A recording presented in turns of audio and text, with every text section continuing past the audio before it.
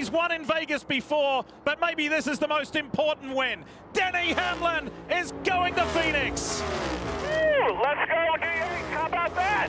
Denny Hamlin once said something that sounds simple but hides a scary truth about NASCAR drivers. They can't be trusted to keep themselves safe. And right now, that's causing a huge problem in the sport. NASCAR has changed a lot since the old days. Back in 2013, the sport introduced something completely new. Every driver in the National Series now has to take baseline concussion tests. These tests help doctors spot hidden injuries that drivers might not even know they have. Then in 2017, NASCAR went even further. They added doctors right there at the track who specialize in brain injuries. They also made it mandatory to screen drivers after any big crash. This was huge because for decades, racing was all about toughness. If you got hurt, you just kept driving. But those days are over. There's been talk about bringing back the old full season points system. That's where every single race counts equally toward the championship. No playoffs, no eliminations, just pure racing from start to finish across all 36 races. Sounds great, right? Well, not so fast. These new safety rules might not work well with that old system. Parker Kligerman knows this better than most people. He's a former NASCAR driver who raced in 30 Cup Series events, and now he talks about racing on podcasts and TV. Recently, on the Money Lap podcast, he brought up something that fans don't think about much. Sure, everyone talks about which car manufacturer is winning, but what about the concussion rules? Back before 2004, these rules didn't exist at all. Now they force really tough decisions. Kligerman explained it clearly. He said the concussion protocol did not exist back in the full season era. He reminded everyone about Dale Earnhardt Jr. and what happened after his 2002 crash at Daytona. Dale Jr. kept racing for weeks even though he had symptoms. He fought through it silently because that's what drivers did back then. Nobody knew how dangerous that really was. He finally admitted something was wrong, but only after pushing himself way too far. Today's system gives drivers something called waivers.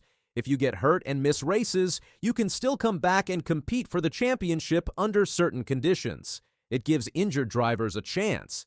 But Kligerman warned about what could happen if we go back to the full season format without waivers. He explained, if you go back to a full season right now with this concussion protocol now and then, that's here now. You could be put in a position where you are taken out of the car and it wasn't your choice. That's the scary part. A driver might feel ready to race, but if the test says no, they're done. They have to sit out even if they desperately want to compete. This is totally different from the old days. Back when Dale Jr. was racing hurt, there was huge pressure to never miss a race. Admitting you had a health problem could wreck your entire championship run. So drivers just stayed quiet and kept racing. But now we know how dangerous that was.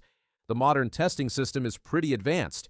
Before the season starts, every driver takes something called an impact test. This creates a baseline. It measures things like memory and how fast you react.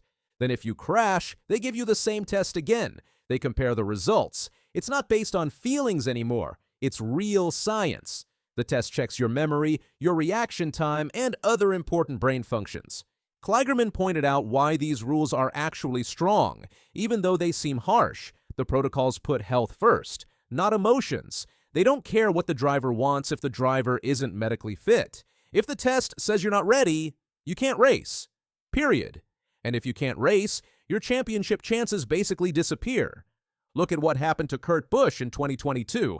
During qualifying at Pocono, he crashed. It didn't seem like the worst crash ever, but the concussion protocol kicked in. He had to miss 4 races. 4 races might not sound like much, but in NASCAR, that's enormous. Those missed races played a big role in Kurt deciding to retire from the Cup Series completely. That's how serious this is. Now here's where Denny Hamlin comes in with the dark truth. Back in 2013, right when these concussion rules first started, Hamlin said something that people didn't fully appreciate at the time. He said, "They sometimes have to protect us from ourselves, but we also want to make sure we're racing on the track with people that are 100%. I'm all for that. I think it's important we keep safety first." Think about what he's really saying there. Drivers can't be trusted to protect themselves. They'll race hurt if you let them. That's the dark truth. NASCAR drivers are so competitive and so tough that they'll risk their own health, their own brains, just to stay in the race. Not everyone agreed with Hamlin back then. Brad Keselowski complained that the doctors don't understand our sport. Some drivers thought the rules were too strict. They felt like outsiders were making decisions about racing without really knowing what it's like.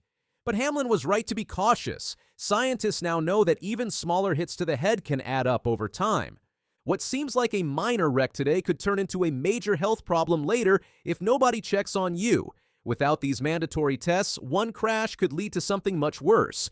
This is where the full season format idea gets really dangerous. If NASCAR ditches the waiver system and goes back to the old way, drivers might start hiding injuries again.